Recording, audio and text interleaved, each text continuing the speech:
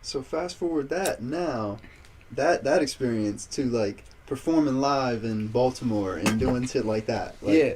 Nah, the whole, it just was one of them things, like, it was a growing process, bro, like, it's like, going from there, that's a giant leap, but, I mean, I had an actual producer before that. He was in a car accident. Like, I had a producer, that my boy Jordan, we called him the producer because he thought he made beats, but he didn't. He just would take YouTube beats and add like an 808 to it or something. So we like thought he was making them because it all looked the same. So we were like, "Word, all right, got you." And they all sound cool. And he would always pull out there would always be these little cuts in the shit where it would be somebody's tag, and he would just section that shit out, and we would think that he was just putting cuts in the beats, and they would always be in like awkward spots. Yeah. So I'm like, all right, well, whatever. We never knew any better, so we're just rapping on them, thinking he's cutting all these beats for us, and like yo, he's the GOAT. And then he got into a car accident, and like he was one of my best friends, but he got into a car accident, and somebody hit him, like a drunk driver or some shit.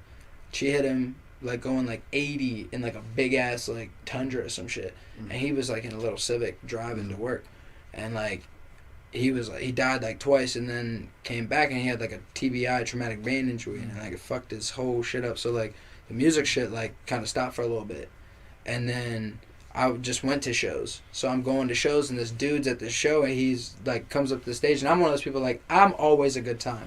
Even when I was an asshole, I was a good time. So it's like always having fun.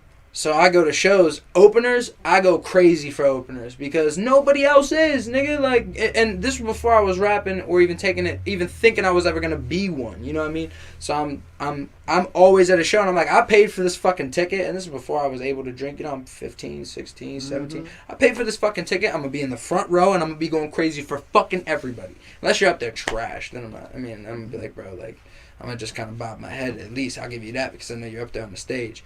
But you go to concerts, there'll be people legitimately like looking around, and I don't ever want to be that person that's like looking around waiting for somebody to have fun. I'd be that nigga that you're looking for, and when you see me having fun, it might entice you, and then once you start, and then your friend might start, and then your friend, and then now people are like, oh, okay, like this, and then like next thing you know, like people are like, well, the opener's really not that bad, bro. He's actually kind of rocking, like, and then next thing you know, people are like, damn, bro, that opener's actually fucking dope, bro. Who was that kid? And it's like I wasn't even thinking about it like that, but I was always thinking like, if you're dope, I'm gonna show love.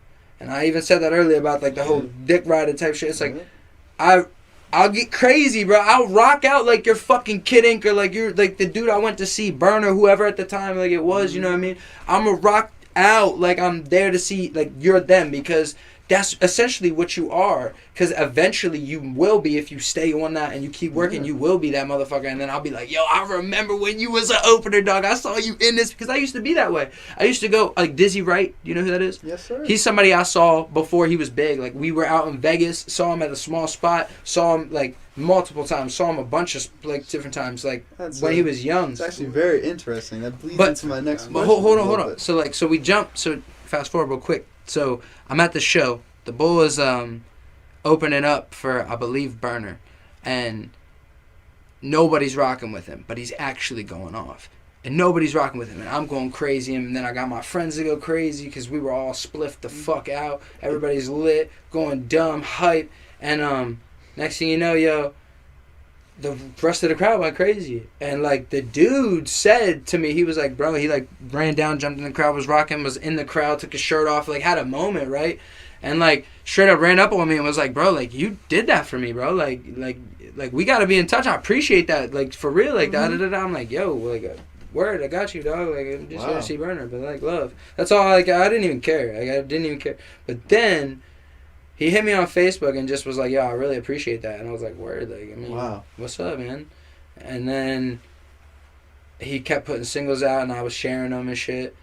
And then the one day he had another show, and I went, and he had another show, and I went. And then I told him I rapped, and he heard my shit, and he heard my shit on, like, my little videos and stuff, and he was like, dog, like, you're actually nice, bro. Like, we need to get on the track. I was like, word. And then I got on the track with him, and he was just like, bro, like, you're so much better than me. Like, we need to go do this at a show. I was like, all right. So he had a show, and was like, bro, you need to come do this with me. So we went and fucking did that shit, and it was crazy. And then right after that, my boy hit me up and was like, "Yo, I got a show coming up. We're opening up for Montana 300." And I'm like, "Word." Wow, that's a great. And I was like, I mean, I don't fuck with his music at all, but like, word, like, let's go. It's a good following.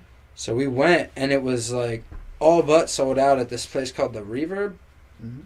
and we like weren't ready for it, but we got up there. My boy Ant Live, that will be here next time, had the beats that he made. So we had a couple songs that we went up there and we performed our songs, and it was like lit. We got to perform in front of like almost a sold out show, and there was people like we got so many followers and like connects and people that we met and like networked with, and nothing really happened with, but it was just like I got people that actually now like follow and check for my shit, and it was just one of those things where like I realize now like you just got to do those shows. You got to do 1 million over, go open up for people you don't want to see, you know, rock out, go crazy, do your set, go places you won't necessarily want to perform or perform there. Like you said earlier, every single opportunity that you can have with a person, whether it's just an interaction, a meeting, even definitely a performance like that, it is influencing somebody in some way. They're like, damn.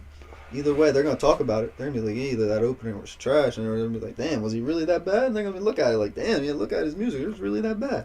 Either way, that's publicity. I always heard, even though I don't really believe in it, negative publicity, even negative publicity is good publicity. Right, yeah. So, I don't know. It just it comes back to that perception part of who's really rocking with you. And like you said, you can be a true influence in that where people are just saying, okay, all it takes is one person to be like, yeah, I fuck with it.